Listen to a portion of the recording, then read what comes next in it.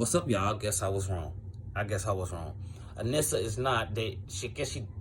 I don't know if it was a date, but she went out to eat with the man. But I guess it wasn't a date. You know, her girlfriend woke up this episode. We're not about to just go into detail, bait every single detail. If you want to, leave comments below. We can make another video about it. But like, yeah, I thought she was cheating on her, but it was still weird to me that she seen her awaken and she left the room. Like, that's a jaguar. Who else can hold her? But, you know, she wakes up. I think she's about to have her own little cheetah / leopard form, which would be dope, which would be extremely, I would dig that if they did that. But they got married in this episode. It seems, I don't know if they're starting a throuple. And I only say that because the same thing happened on Rosewood, and I felt like that was just going to be a Rosewood thing, but it seems like they're about to try to make, well, not try to make it, but it seems like, I don't know, they have a weird chemistry that I feel like they're trying to build, or maybe he's just there for 2 episodes to get them married and go back to the front desk. I'm still trying to figure out where this place is. How are they working? It doesn't, like, nothing's making sense to me. Where is this place? Like, what is this? It's a laboratory, right? Or is it a hospital? Like, how is she here without explaining how she got here? Without, like, she woke up, and how's she gonna tell them that she went into a coma? Like, I don't know. I'm still trying to figure out the whole. And is the what is it called? Is there base of operations under the lab, or is it next to the lab? It's hard to figure out what's going on. Like, where's Gambi at? Like, where's his new office? Where's that new base at? Like, they're not showing us. Like, last time we knew it was in his, in his shoe shop, which we know got destroyed because the ASA came in and he was laying people down. What I'm confused about is, like, how did they get this whole new layout? Who paid for it? How did Lynn become, like, the head of her division? I'm just trying to figure all this out, how they got to where they are in the months that we were gone. And they're not really explaining that for me. Jen is being Jen. I feel like they all just being reckless, and I feel like they won't listen to Black Lightning or each other. Like, Anissa's telling Jen, you need to practice more with your powers, that way you'd have less property damage. Her response is, girl, you can walk. When you land, you make a crack in the street. None of that is the point. The point is, Jen, yeah, she can make a crack in the street. She needs to be more aware of her powers, which she has gotten lessons from your dad about, like I think it was episode 3 or 4, first season, about using a finger, learning how much power she needs to exert so she won't hurt people, so she can break down the wall without tearing down the building. She's been through training. I give Anissa props. Anissa's been through training. She has learned enough. Well, she has learned a little, and she stepped out on her own. But at least she tried to learn a little bit from her dad before she went, you know, solo dolo. Jennifer just out here solo dolo, not caring, just in love with her powers and not, like, I feel like she hasn't had a rude awakening yet. And another thing that's, like,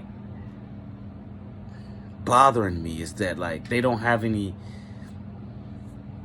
supervillains, bro. They have nobody. Like, I'm tired. Like, okay, I get it. You fight in the government, bro. Do something. You're not even fighting the government this time. You fighting the first nigga you fought in season 1. Do something different. Like, did any of the green light babies get out?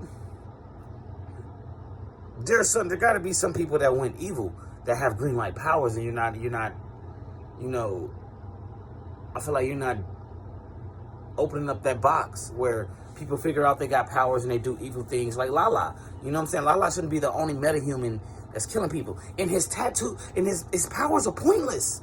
They made his powers pointless. Tattoo Man is supposed to be able to have his tattoos come off of him and come to life and do things. This man killed people and they tattoos on the body, and, like, the tattoo is then, it's just there. It's just rendered useless. It's basically like he's ratting on himself. You know what I'm saying? Like, oh yeah, he killed that. Everybody on his body he killed. Every person on his body he killed. But it doesn't, I can understand if he can make, like, if that person tattoo can come to life and still carry out orders for him. That would be next level. You know, we still fighting Tobias well. Now he's shockproof. They just made him even, And he's up here stealing. The man up here stealing her wife. I don't think he really gonna get Lynn, but I just don't like how they took Lynn from this strong woman who had principles and morals, you know. Well, I guess I can see her story. She got turned into a drug addict, not knowingly. So I can't blame her for that. But I blame the girls for not knowing that, like for being on her heels about it. Because Jeffrey's on her, he's on her heels about her being addicted to it. The girls ain't caring. The girls are out doing their own little thing. They barely home anymore. Jen is just like solo dolo. She made her own social media account, which is very dangerous. Anybody could track that. You can have a human person as smart as Gamby, 14-year-old, hack your computer, find out where you and TC are.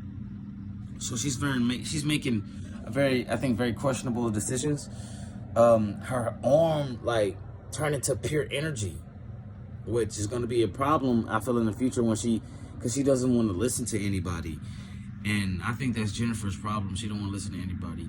But I wonder how that's going to play into the what's his name? What is that man's name? The Painkiller series. I hope Jen lasts and moves over to Painkiller series, or Nissa, which would be weird. I guess that wouldn't work if Anissa moved over. I think that, but Anissa, her girlfriend, and Painkiller together, I think they'd be a good team. I think they'd be an unstoppable force. And I really want to know, y'all comment down below. Please tell me what happened to the outsiders. I mean, we saw TC, right? But what happened to the girl that he actually dated? I mean, that he actually was gaining feelings for. What happened to her? That had the had the Black Panther ability to distribute force. What happened to Brandon? Where's Brandon at, bro? What? The whole Insider crew was grown and without any explanation. TC just showed there's no correlation to where any of these characters be at. And where's Jennifer's best friend that didn't like her at first, that she had powers and now she's okay with it? I just feel like a lot of things that got lost throughout this season, and it's ridiculous. And I like what they're doing with Jefferson. He's becoming more of I want to make things happen as Jefferson. Like in the first season where he said I say more people as Jefferson and Black Lightning, he's back on that tip, and he's doing some things. I can see that. But you just saw your wife at dinner with the most evil man in the world. First of all, it's not your job to fit in as a mother. Or to me, it ain't your job to fit in. Because I don't fit in with my family. Fitting in isn't the point with your family. Having people that actually love you and care about you regardless of who you are, what you choose to be, and what you choose to do. Semantics, not if you choose to be a killer and stuff like that. But if you choose to be a doctor, lawyer, walk dogs for a living, they love you. You know what I'm saying? They're not going to ostracize you for being gay, lesbian, or anything. They love you. That's what family is. It's not just the fact that... I don't know. Because I don't feel one with my family, but I feel loved by my family. If that makes any sense for any of y'all out there. We are a very, very loving family. We have family nights. We lay on each other just like Jefferson and them. It's not like we tell each other everything. But one thing you do know is that love is there. And so that's what and it's mad. It's hard. It's hurting me because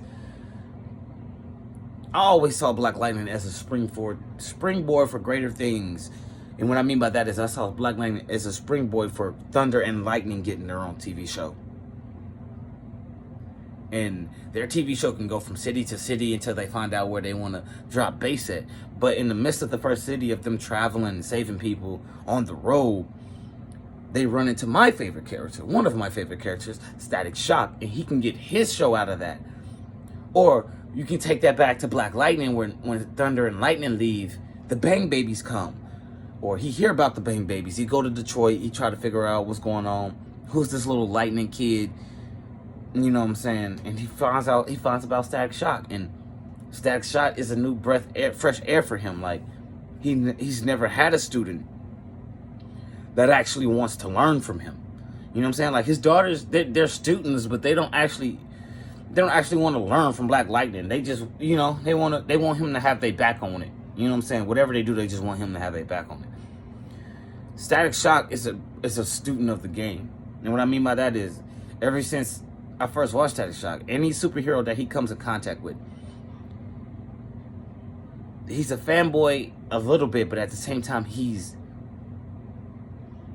interested in how you conduct your superheroism so he can incorporate that into his. Like, go back and watch Static Shock meets Batman, and that's when Static Shock started actually using a utility belt. I think it's because he saw how Batman always had something. He was a big fan of Batman. Batman always had what he needed, so he started carrying shock grenades and all these other little get-gats on his belt.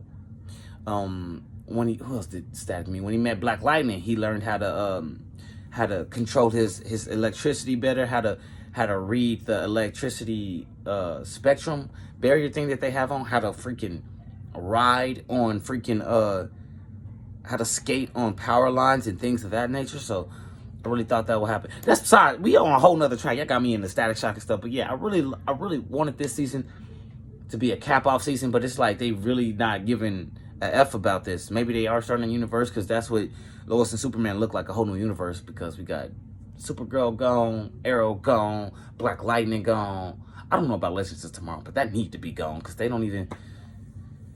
I watched the first 4 seasons. It's time to let it go. It's just time. It got too ridiculous. Y'all gotta keep bringing back Bebo and stuff like that. Yeah. But it's your boy. Check the